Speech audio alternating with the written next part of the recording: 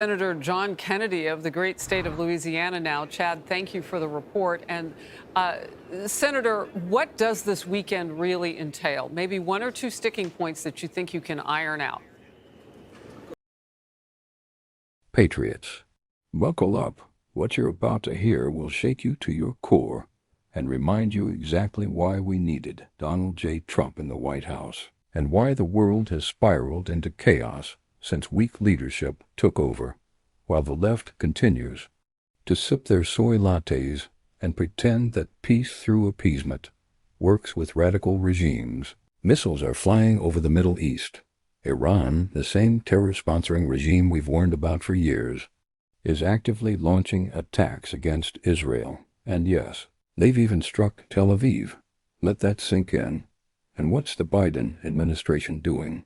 Sitting on its hands while American influence crumbles. But then, boom, President Trump steps in. This week, he issued a final warning to the Iranian regime. You've got 2 weeks to shut down your nuclear activities or face real consequences.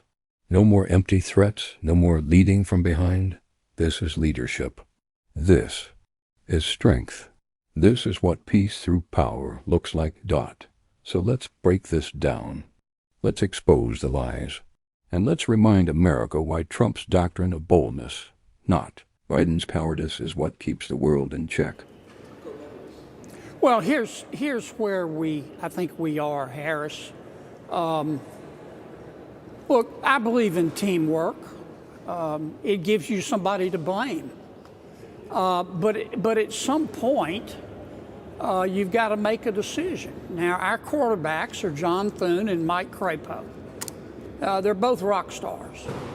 They're trying to make everybody happy. It can't be done. We have cussed and discussed and rediscussed. We need to start voting. Everybody needs to adult real hard.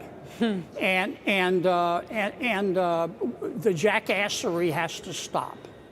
I have encouraged John and Mike to tell everyone, look, we're going to start voting tomorrow at noon. If you're not happy, offer an amendment. We'll have a full amendment process. But here's the bottom line. In any legislation of this magnitude, some people are just going to have to settle for a ham and egg sandwich without the ham. That's just the nature of the beast.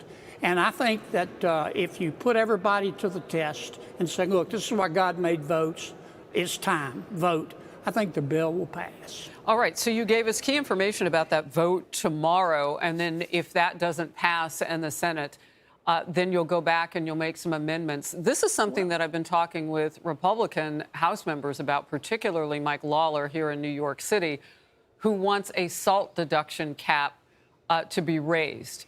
And it's become, I understand, a point of contention getting this bill across the finish line and onto the president's desk. I talked with Lawler last week on The Focus. Here's a bit of that.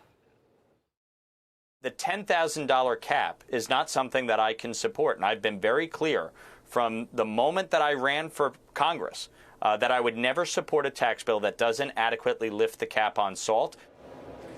Senator, where are you on this one? Because if it goes back to the House, Congressman Lawler told me, I mean, you need 218. He won't be part of that, so they'll fall short in the House. Well, I love Congressman Lawler. I respect Congressman Lawler, but he and about 4 of his colleagues are demanding that the American people spend over $300 billion, not million, $300 billion to make them happy. And that is unacceptable. If the congressman wants to vote against the bill, have at it, but it's time to vote.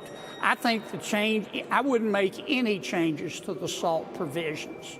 I wouldn't. And if you're unhappy with that, vote against it or fill out a hurt feelings report. But it's time to vote. Those state and local taxes that blue states, there are only 5 of them, 5 members, I should say, who represent in those blue states who are pushing for this.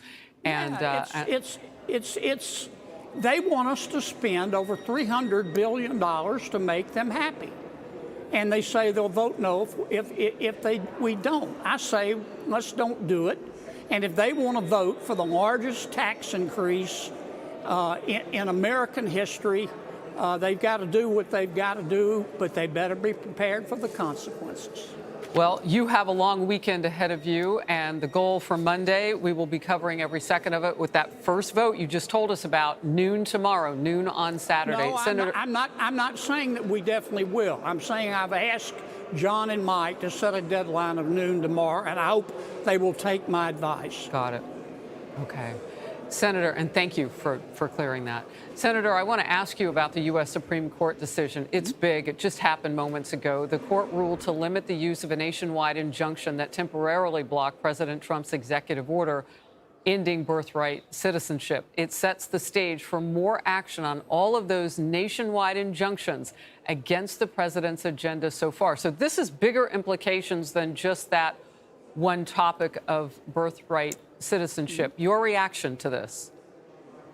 The Supreme Court has turned the universal injunctions into fish food, as well it should have. There's no basis in statute. There's no basis in Supreme Court precedent. There's no basis in English common law for universal injunctions. Judges who just dislike what Congress and any president has done, just made them up. And good riddance. I'm proud of the Supreme Court. It's a very extensive ruling. You can tell it from Justice Jackson's dissent. She's mad as a bag of cats, and that's probably a good thing for the American people. Look, we're expecting to hear from the president just moments from now at 11:30 a.m. Eastern, and he's already put on his Truth Social, and we can share that again if my team puts it up, that this is a victory. He says that the United States Supreme Court, even the birthright citizenship hoax, has been indirectly hit hard. It had to do with the babies of slaves, same year, not the scamming of our immigration process. Congratulations to Attorney General Pam Bondi, Solicitor General John Sauer, and the entire DOJ. News conference at the White House, 11:30 a.m. Eastern. What are you expecting, and what would you like to hear from the president? Well, number one, the Supreme Court did not rule on birthright citizenship. The Supreme Court ruled on universal injunctions. As I said, they turned universal injunctions into fish food. They should have. We have three equal branches of government. One of those is the judicial system. They're equal. They're not superior. They don't get to rewrite congressional actions or presidential actions every other Thursday because they don't agree with them. That's just not the way our founders intended it, and I'm proud of the Supreme Court today. Look, let me ask you about those judges across the country and how it would seem, and they would have to defend against this because it certainly appears in many instances that this is continuing to be lawfare against the current president, and it's not supposed to be that way. I mean, the scales of justice are not supposed to tip politically one way or the other. Why do you think we're seeing what we're seeing against Trump? Well, both sides have abused it. And by it, I mean universal injunctions. The Democrats more than the Republicans, but both sides have abused it. And it's illegal. There's no basis for it in law.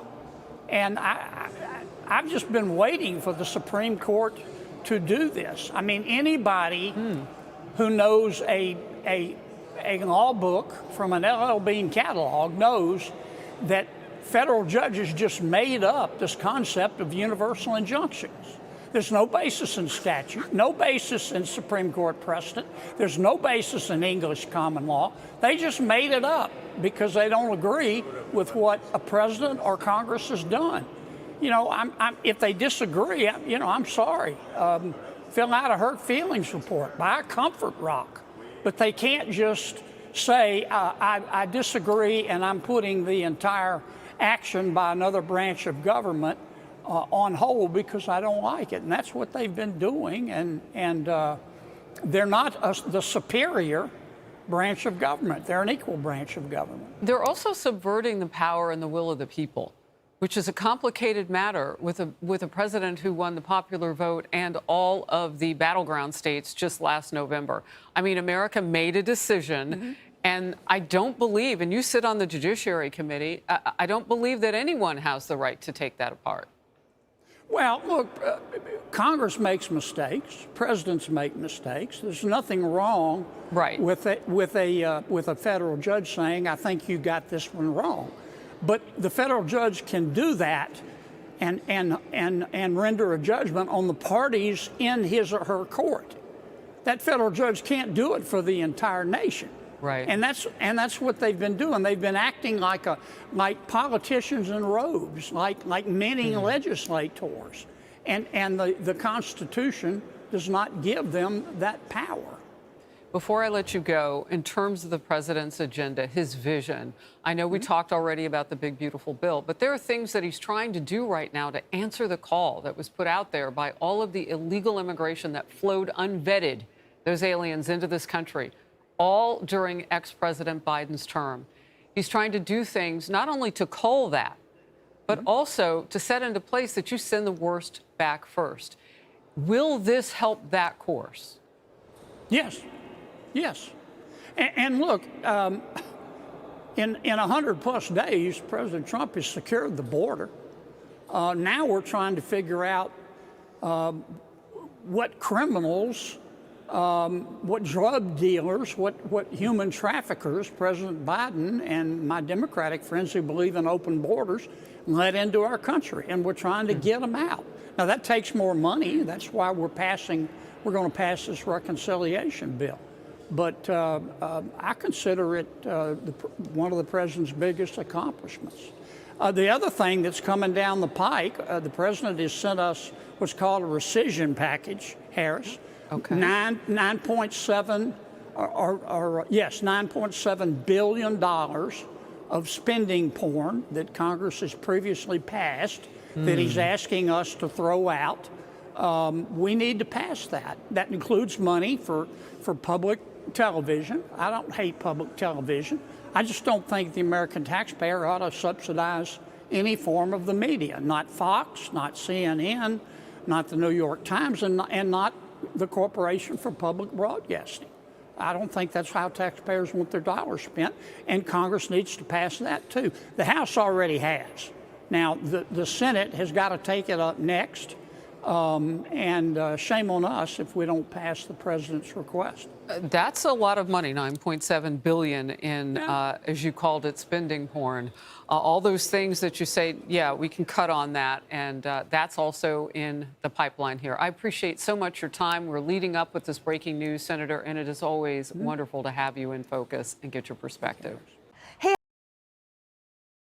Missiles are raining down on Israel as Iran retaliates for targeted Israeli strikes on their military and nuclear facilities. Diplomats from Europe are scrambling to negotiate, but Iran won't even talk to the U.S. They're refusing dialogue, and yet the Biden White House still thinks appeasement will stop them? It's a joke. A dangerous worm. Trump made it crystal clear Iran has 14 days to fall in line, or action will be taken. And no, this isn't about starting another war. Trump campaigned against endless wars, but even a peacemaker has limits, and when Iran inches toward a nuclear bomb, that limit gets tested. When asked about the intel behind his warning, Trump called out his own Director of National Intelligence, Tulsi Gabbard, and said it straight. She's wrong. Now that's bold. That's a president who thinks for himself, who doesn't get pushed around by the D.C. establishment. While the deep state tries to play dumb and downplay the threat, Trump knows what's really happening. Iran is stockpiling uranium, and they're weeks away from building a bomb. Iran claims their uranium is for peaceful purposes. Peaceful? You mean the uranium they're storing in a bunker 300 feet underground? Give me a break. They're producing 60% enriched uranium, a level almost identical to what's needed for weapons. And unlike other nations, they don't even have nuclear submarines or energy grids that require this level of enrichment. So why are they doing it? One reason, they want the bomb, period. Here's what the fake news won't tell you. This 2-week delay isn't just for Iran, it's for Israel. Trump is giving our greatest ally time to take out Iran's missile arsenals, disrupt their nuke facilities, and weaken their regime. Every day that passes, Iran's war machine bleeds. And that builds America's leverage. Patriots, the truth is clear. When Trump leads, the world is safer. The enemy fears us. Our allies trust us. And America stands tall. So if you're tired of weakness, if you're sick of lies, and if you want peace through strength, then stand with us. Smash that like button, share this video, and subscribe for more real talk the mainstream media won't give you. And don't forget to ring the bell. You won't want to miss what's coming. Next, God bless President Trump, God bless Israel, and God bless the United States of America.